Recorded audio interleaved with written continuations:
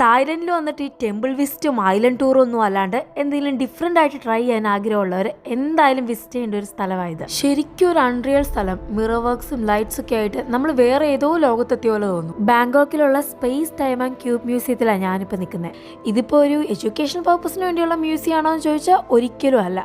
പക്ഷെ 100% fun guarantee ചെയ്യുന്ന ഒരു അടിപൊളി മ്യൂസിയം. ജിയോഗ്രഫിയിലൊക്കെ നമ്മൾ പഠിച്ചേക്കുന്ന ഗാലക്സി നേരിട്ട് കണ്ട ഒരു ഫീലായിരുന്നു. ഇതിലോട്ടുള്ള എൻട്രി ഫീസ് വരുന്നത് അഡൽട്സിനാണെങ്കിൽ 600 to 700 ബാത്ത്, കിഡ്സിനാണെങ്കിൽ അതിലും ചീപ്പാവും. അങ്ങനെ ഒരു ഏജ് ഗ്രൂപ്പിന് മാത്രം ഫോക്കസ് ചെയ്തല്ല, എല്ലാവർക്കും ഒരുപോലെ എൻജോയ് ചെയ്യാൻ പറ്റും. പക്ഷേ കിഡ്സിന് ഭയങ്കരമായിട്ട് ഇഷ്ടപ്പെടുന്ന കുറേ ഡ്രോയിങ് ആക്ടിവിറ്റീസും പെയിൻറ്റിങ്ങും ഒക്കെ ഇവർ അറേഞ്ച് ചെയ്തിട്ടുണ്ട്. ഇത് കണ്ടോ, നമ്മൾ വരയ്ക്കുന്ന ഫിഷ് ഈ അക്വേറിയത്തിലൂടെ ഇങ്ങനെ ഒഴുകി നടക്കും. ഇതായിരുന്നു കേട്ടോ ഞാൻ വരച്ച ഫിഷ്. ഇതുപോലെ എന്തെങ്കിലുമൊക്കെ കഴിവുകൾ നിങ്ങൾക്കുണ്ടെങ്കിൽ അതും പ്രകടിപ്പിക്കാം.